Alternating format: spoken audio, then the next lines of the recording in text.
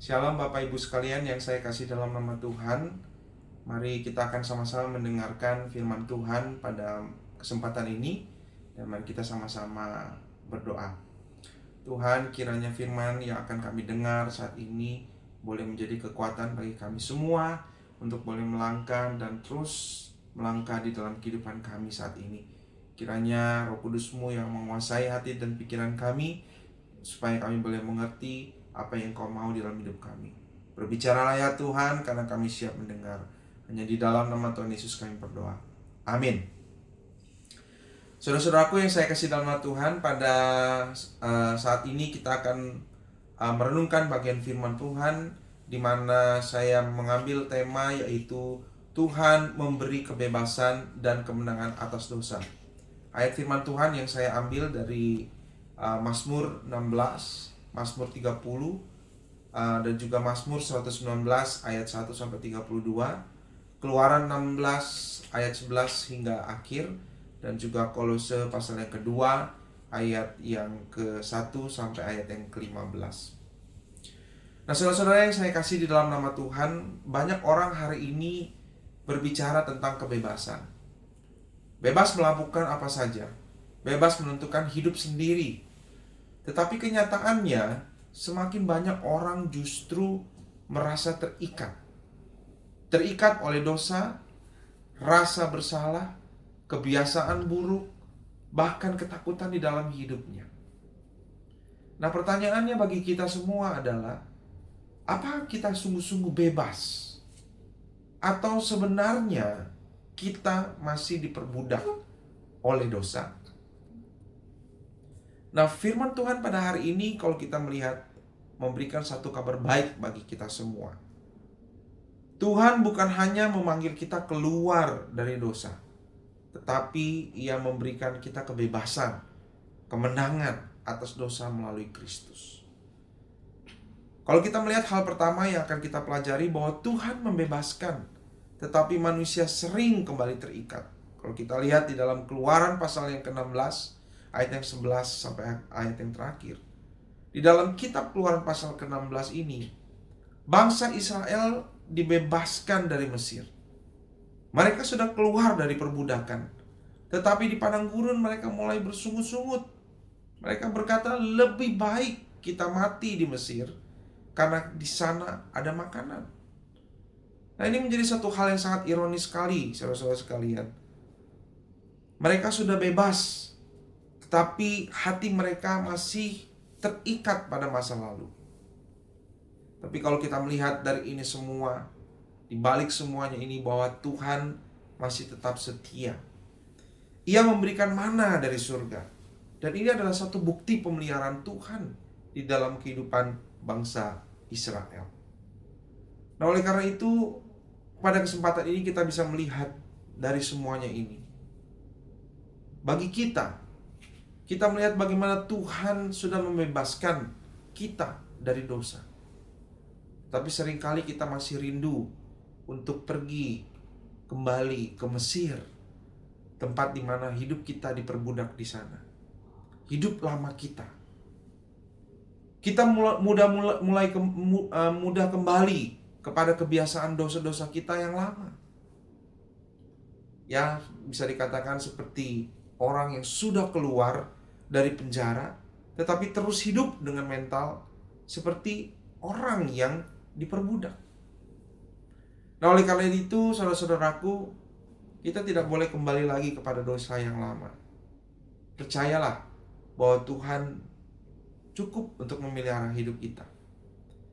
Hidup dalam kepercayaan dan bukan kepada keluhan, mengucap syukur senantiasa di dalam segala hal. Yang berikutnya, kalau kita melihat firman Tuhan menuntun kita hidup di dalam kebebasan. Di dalam Mazmur 119 ayat 1 sampai 32. Kalau kita lihat di sana, bahwa di dalam Mazmur 119 jelas dikatakan di sana bahwa ada satu kebebasan yang sejati, bukan hidup tanpa aturan, tetapi hidup di dalam firman Tuhan. Sehingga kalau kita melihat Mazmur ini, hal ini menunjukkan bahwa firman Tuhan menjaga kita dari dosa. Firman Tuhan memberikan kita arah hidup. Firman Tuhan yang memurnikan hati kita. Tetapi kalau kita melihat hari ini dunia, ironinya adalah dunia berkata aturan membatasi kita, tetapi firman Tuhan berkata Yesus membebaskan kita. Firman membebaskan kita semua. Seperti misalnya contohnya rel kereta api. Rel itu bukan membatasi, tetapi justru membuat kereta itu bisa sampai kepada tujuannya. Nah, oleh karena itu kita sebagai orang-orang percaya harus membangun kebiasaan kita membaca firman Tuhan setiap hari.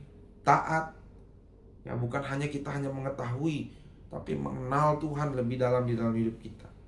Jadikanlah firman Tuhan menjadi satu pedoman di dalam kehidupan kita sehari-hari. Yang berikut adalah Kristus memberi kemenangan total atas dosa kita di dalam Kolose 2 ayat 1 sampai 15. Ini menjadi satu puncak dari semuanya. Di dalam Kolose pasal yang kedua, Rasul Paulus menjelaskan bahwa di dalam Kristus kita itu dibebaskan dari kuasa dosa. Kita diampuni sepenuhnya. Hutang dosa kita dipakukan di kayu salib dan kuasa-kuasa gelap dikalahkan.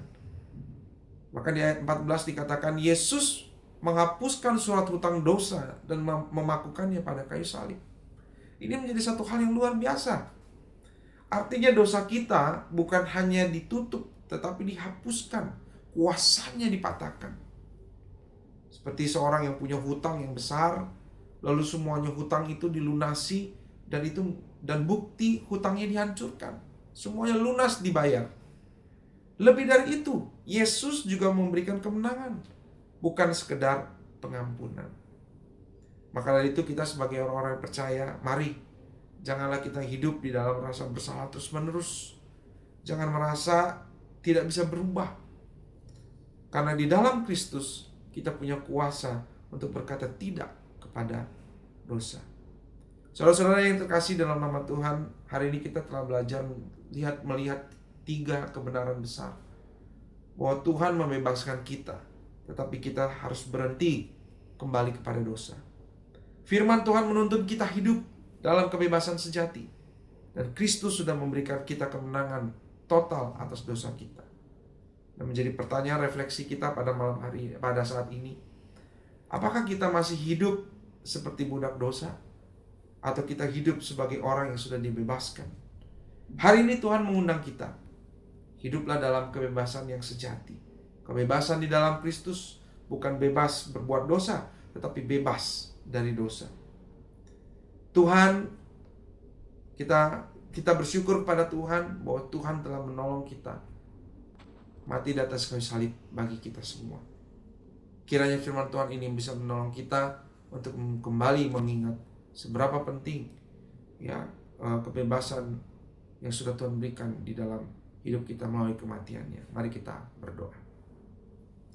Tuhan, terima kasih karena Engkau telah membebaskan kami dari dosa melalui Yesus Kristus.